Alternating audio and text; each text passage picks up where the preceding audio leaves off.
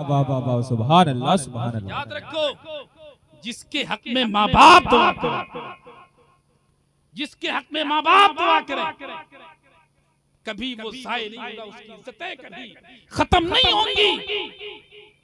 अल्लाह के रसूल सल्लल्लाहु अलैहि वसल्लम फरमाते हैं, माँ बाप की दुआ, माँ बाप की दुआ औलाद के हक में ऐसे है जैसे नबी की दुआ उम्मती के हक में हुआ करती। लिहाजा मैं अर्ज कर रहा था, अल्लाह के रसूल ने फरमाया, वल आक़ु लिवालिदैहि, अपने माँ बाप की नाफरमानी। टाइम तो खत्म हो गया है और सुनेंगे अभी मुफ्ती साहब का भी खत्म होना। दरूद पाक पढ़ें, अल्लाहुम्मा सल्ली अला सय्यिदिना मौलाना मुहम्मदिन व अला आलि सय्यिदिना मौलाना मुहम्मदिन बारिक वसल्लिम सलातुम व सलामन अलैका या रसूलल्लाह, सलातुम व सलामन अलैका या हबीबल्लाह।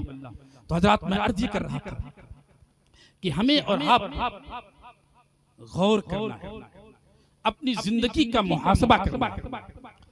हमने अपने रब की कितनी नाफरमानियां की, हमने कभी हिसाब नहीं लगाया। आज तो हमारा आलम ये है कि कितने लोग ऐसे हैं जो मस्जिद में भी हफ्ते में एक ही मर्तबा जाते हैं। अरे बोलो, ऐसा है कि नहीं? एक ही मर्तबा मस्जिद में, और मस्जिद में जुमे के दिन जाएंगे, सबसे आखिर में जाएंगे, सबसे पहले भागेंगे। हाँ, उसमें सबसे आखिर में, और जाएंगे। अभी माशाल्लाह आपकी ये आयशा मस्जिद है, आयशा मस्जिद में नमाज पढ़ने का इत्तेफाक हुआ ईशा की। बड़ी खूबसूरत मस्जिद, बड़ी खूबसूरत। अल्लाह तबारक व तआला बनाने वालों को सलामत रखे, खादिमों को, खिदमत करने वालों को सलामत रखे। लेकिन एक बात बताओ, ये जो मस्जिद आपकी है, आखिरी बात बताता हूँ, हो सकता है कि किसी के दिल पर असर करे। ये आपकी जो मस्जिद है, ये मस्जिद किसकी है? रब की है। किसकी है? सबकी है। कोई भी जाए, अमीर जाए, गरीब जाए, जवान जाए, बूढ़ा जाए, ताकतवर जाए, कमजोर जाए, कोई रोकेगा मस्जिद में जाने से? अरे बोलो, कोई नहीं रोक सकता, क्योंकि मस्जिद रब की है, सबकी।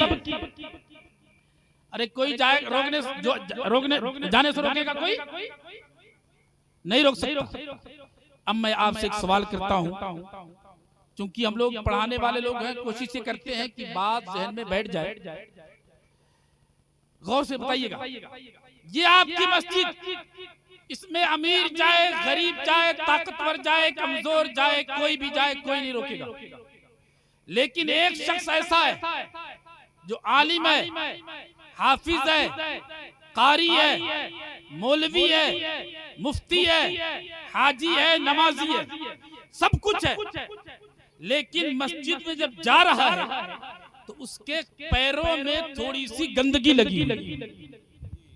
बेशक। अगर पैरों में गंदगी लगी हो तो क्या आप अपनी मस्जिद में उसे जाने देंगे? नहीं नहीं, बिल्कुल। अरे बोलो, नहीं, कोई नहीं जाने देगा। जो पांचों वक्त मस्जिद में आता है वो भी नहीं जाने देगा, और जो हफ्ते हफ्ते में आता है वो भी नहीं जाने देगा, और जो सीधे ईदगाह पे जाता है वो भी नहीं जाने देगा। कहाँ जा रहे हो?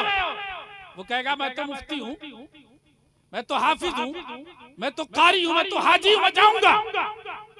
तो मुसलमान का बच्चा भी कहेगा ठीक है कारी साहब, हाजी साहब आपकी बात सही, लेकिन मस्जिद में उस वक्त तक नहीं जा सकते जब तक कि आपके कदमों में गंदगी लगी है। अगर मस्जिद में जाना चाहते हो तो पहले धुलाओ, ये गंदगी साफ करो, ये गलाजत साफ करो, ये नापाकी साफ करो। इस्लाम के शहजादों, खुदा की कसम सोच के बताओ, जन्नत यकीनन मुसलमानों की है। जन्नत किसकी है? हमारी है जी। किसकी है जन्नत? हमारी।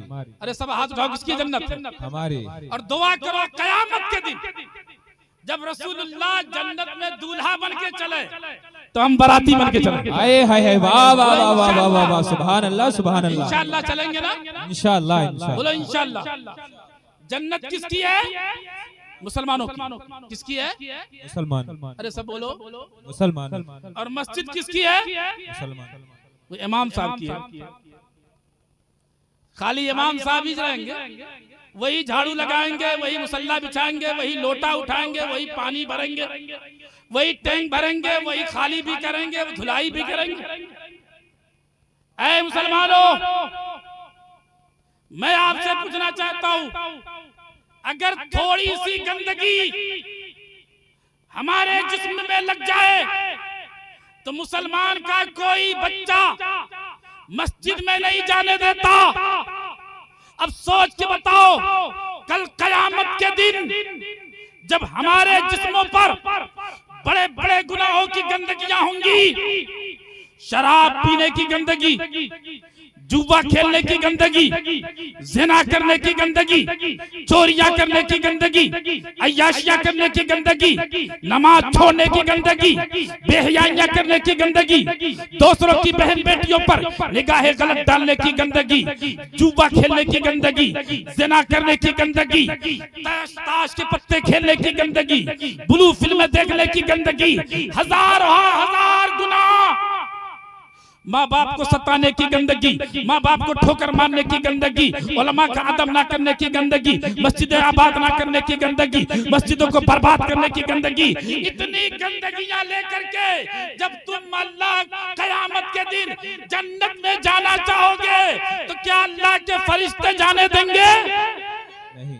रोक देंगे। ठहर, कहां जा रहा है? सुन्नी कहेगा मैं तो जाऊंगा, जन्नत तो मेरी है। मैंने जलसे बहुत किए हैं, नारे बहुत लगाए, सजावटें बहुत की, बहुत हमने उलमा की खिदमत की, मैं तो जाऊंगा ही। फरिश्ते कहेंगे यकीनन जन्नत तेरी है, लेकिन जन्नत बाद में जाना, पहले इसकी धुलाई करा, इसकी सफाई करा के। जब तक ये गुनाह होंगे, ये गलाजतें होंगी, ये गंदगियां होंगी, इन गंदगियों के साथ तुझे जन्नत में नहीं जाने दिया जाएगा। जा धुलाई करा के आ। अब वहां धुलाई के दो तरीके, एक तरीका तो यह है कि अल्लाह कादिर मुतलक है, वो पावरफुल है, चाहे तो जिंदगी भर के गुनाहों को अपने दरियाए रहमत में डाल करके एक मरतबा साफ कर दे। और दूसरा तरीका है जहन्नम की भट्टी में डालकर हथौड़े मार मार करके झाड़ने का। जिस तरीके से लोहे में जब जंगाल लग जाती है ना, तो हथौड़े मार करके ठोके जाते। ऐ मुसलमानों, इस्लाम के शहजादों, ऐ कसिया कूड़ा के गय्योर मुसलमानों, कहीं ऐसा ना हो कल कयामत के दिन हमारा तुम्हारा सबका परवरदिगार हमारे गुनाहों की बिना पर, हमारी नाफरमानियों की बिना पर, हमारी बदअमालियों की बिना पर, कहीं ऐसा ना हो कि अब हमें भी अपने जहन्नम की भट्टी में न डाल दे। कैसे बर्दाश्त करोगे मुसलमानों?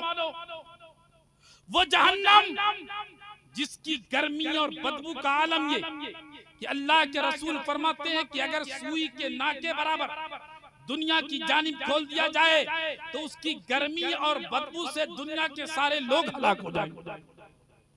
वो जहन्नम कि जहन्नमी जब जहन्नम में डाला जाएगा वो चीखेगा, भूखा होगा, चीखेगा खाना खाना खाना। हदीस पाक में आया है 1000 बरस तक कोई जवाब नहीं आएगा, चीखता रहेगा बंदा खाना खाना खाना। 1000 बरस के बाद दारोगे जहन्नम कहेगा क्या कहते हो? लोग कहेंगे भूखे हैं, खाना खाना। दारोगे जहन्नम कहेगा चुप जा, मैं अपने रब से पूछता हूं। 1000 बरस तक वो फरियाद करेगा। 1000 बरस के बाद जवाब मिलेगा, इन्हें खाना दिया जाए। खाना क्या होगा? आका फरमाते हैं कांटेदार फल होगा, लंबे लंबे कांटे होंगे, और वो इतना भूखा होगा, इतना भूखा जहन्नमी कि उसकी कोई परवाह न करेगा। वो कांटेदार फल मुंह में डालेगा, जैसे ही वो कांटेदार फल मुंह में डालेगा उसके कांटे उसके हुल्कों में फंस जाएंगे। अब फिर चीखेगा पानी पानी पानी। 1000 बरस तक कोई जवाब न मिलेगा। 1000 बरस के बाद दारोगा जहन्नम फिर पूछेगा अब क्या कहता है। कहेंगे लोग कि पानी का इंतजाम कर दो। कहेगा रब से पूछता हूँ 1000 बरस के बाद अब हुक्म होगा कि इसके जिस्म से निकलने वाली पीप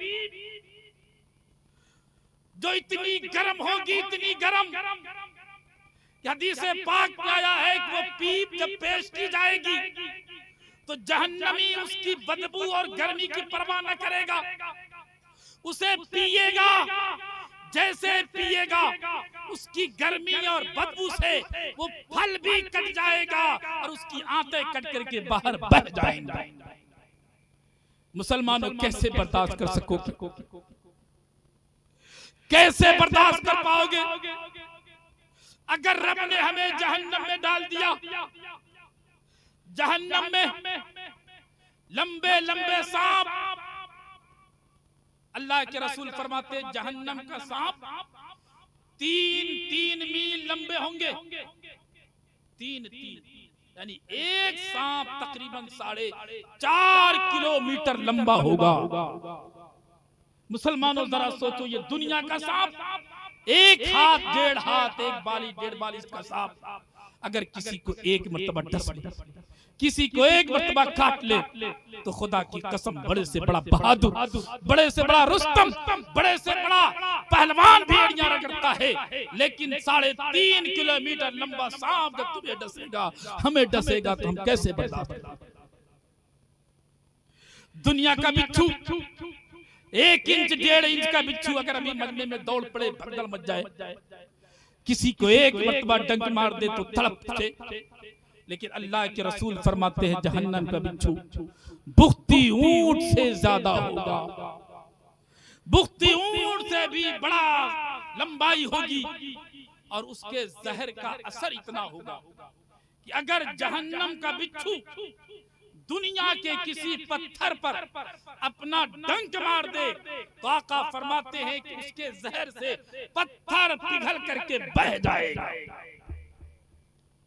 इस्लाम के शहजादों, अभी वक्त है, अभी वक्त है प्यारे, चारपाई पे जाके सोचना हमने अपने रब की कितनी नाफरमानियां की है, अपने रब को कितना नाराज किया है, अपने रब को कितना गज़बनाक किया है, अपने रब को क्या मुंह दिखाओगे, अपने रब को कैसे मुंह दिखाओगे?